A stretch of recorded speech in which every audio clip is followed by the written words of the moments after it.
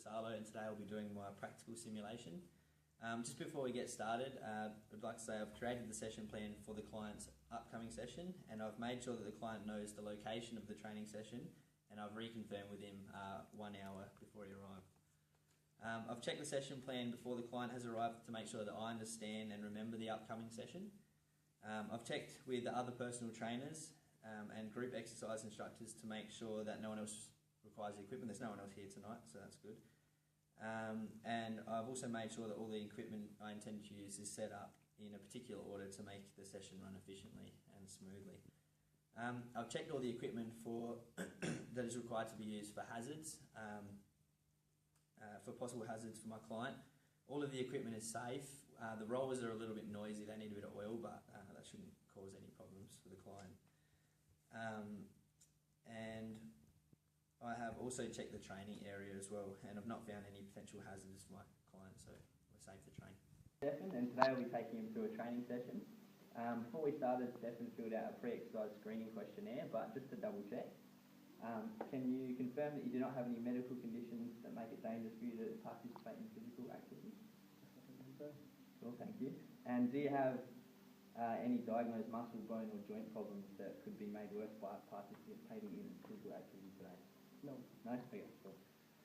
So today we're going to start off with a physical test, followed by strength exercises, some cardiovascular work and some stretching. Before we get going, during the session, if you're experiencing any pain or discomfort not relating to the exercise, I want you to let me know, and I will modify or stop the exercise if we need to. Any questions? 3. Alright, so first up we're going to go through a fitness test, and we're going to use the wall to do your one-legged wall squats. Should give us a good baseline to start with as we work towards your goal of increasing your leg endurance strength. Alright, so I'll show you what to do first, and then we'll get you to try. So I want you to come up to the wall, put your back nice and flat against the wall. Alright, so feet around about hip width apart, and then just slide down until your legs are at 90 degrees. Alright, then you get yourself nice and comfortable and lift one leg up, like that.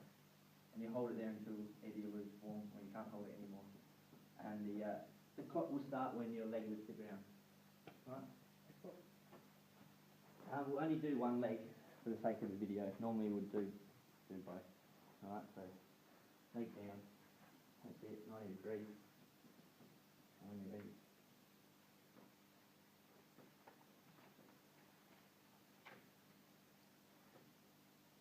Try and get your core engaged.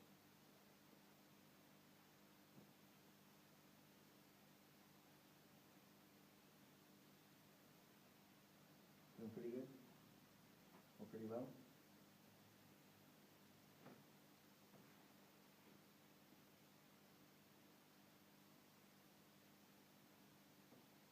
Alright. Alright, as soon as you feel yourself starting to sag, pop that leg down and we'll finish it up.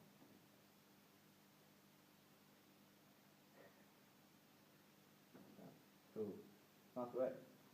So 43 seconds, according to this you are just below average, so that's good. Don't worry, we've got a bit of work and we'll get that one up there. Absolutely. Alright, cool. So we'll move into the strength component now. We'll start with the dumbbell chest press, and this one will mainly work your pectoralis major. However, we'll also work your triceps, your trapezius and your rhomboids as well.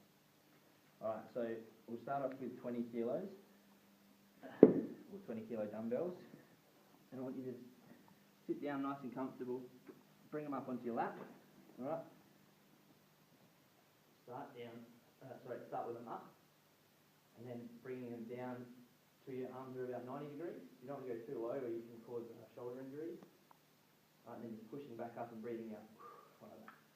Alright, so we control them down, breathing in on the way down, and then push up and breathe out on the way up. Alright. So get you to give that a go. You go for 8 reps. I'll just spot you from the back. That's it. So starting up. Down to about 90. Keep your core engaged. 2, 3, 4, 5, 3 more, 6,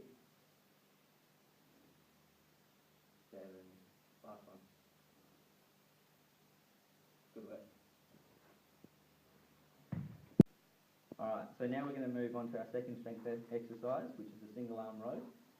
This will work out your latissimus dorsi muscles, as well as your biceps, your rear deltoids or your shoulders, and your rhomboids, your upper back. Alright, so I'll demonstrate first. Just come around this side so you can see.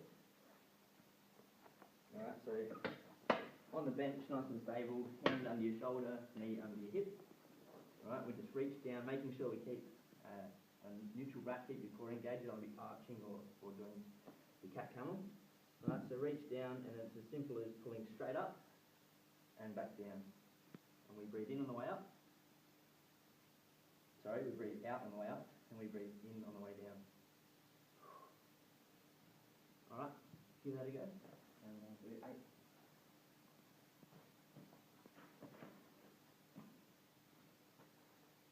That's it. Keeping your back nice and straight. 2,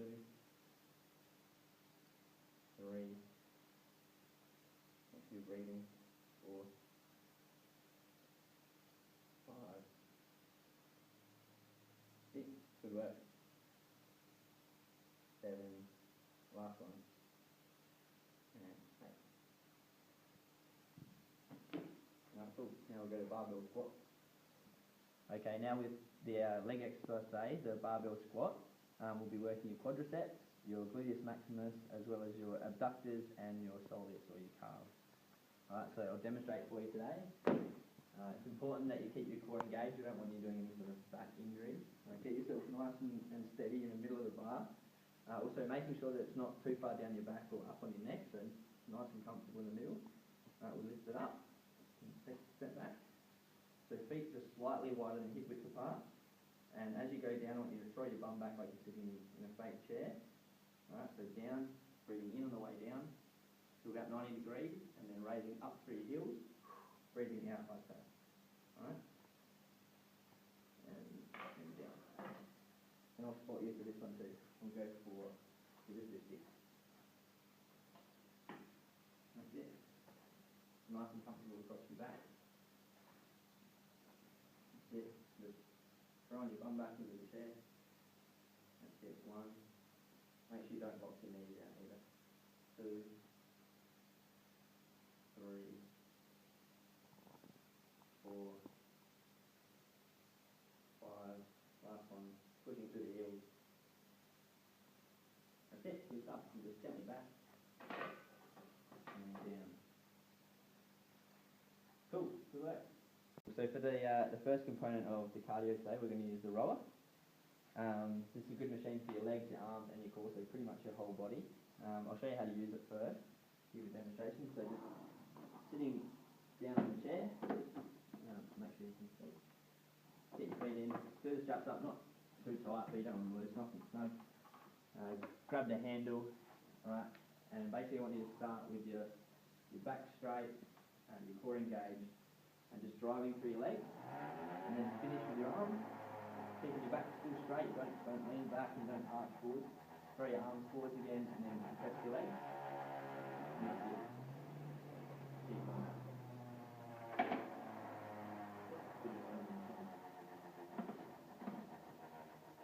Alright, so take a seat. Hands underneath the body. So if you do want to adjust the resistance here, but we'll leave it on 7 for the sake of the video. That's it, keeping your back nice and straight, pushing out your legs and then finishing with your arms.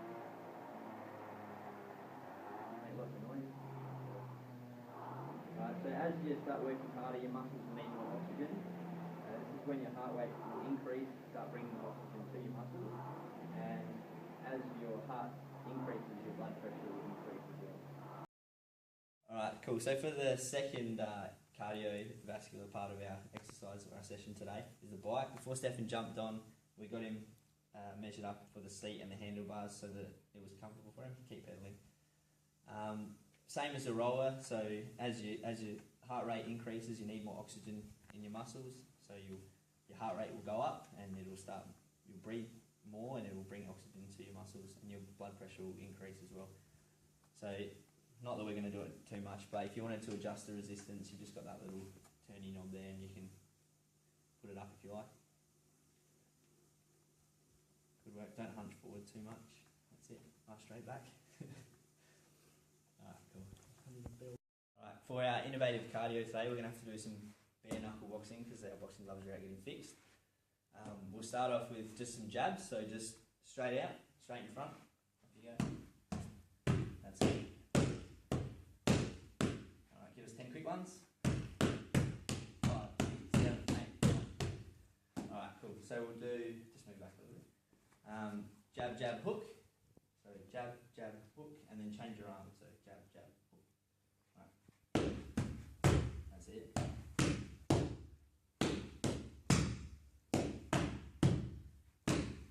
Good work. Nice. Alright. So we'll keep doing that one. But when I say go, I want you to drop, do 2 push-ups, and come straight back up. And if I say jabs, I want you to do 10 jabs really quick. Alright? So just jab, jab, hook. Go. 1, 2, straight back up, keep going. And jabs, quick. Alright, go. Good work. Nice. Alright, so for stretching today, we'll do the quadricep to start with. You can use a pole if you want to hold on to. So one leg, same foot, same arm. Just holding your foot, legs close together. Don't lock your standing knee out, and just hold it there until you can feel it stretch. You'll feel it stretch right up here. Off you go. Just do it for 5 seconds. Normally we'd hold it for 20 to 30, but for the sake of the video, that's it. Knees closer together if you can. Good work. Alright. And then a final stretch is a pectoral stretch. So arm up on the pole 90 degrees, right, and you're just twisting until you can feel it stretch across here. And that's pretty much it. Same again. But also normally hold for 20 to 30. Good work. And change your arm.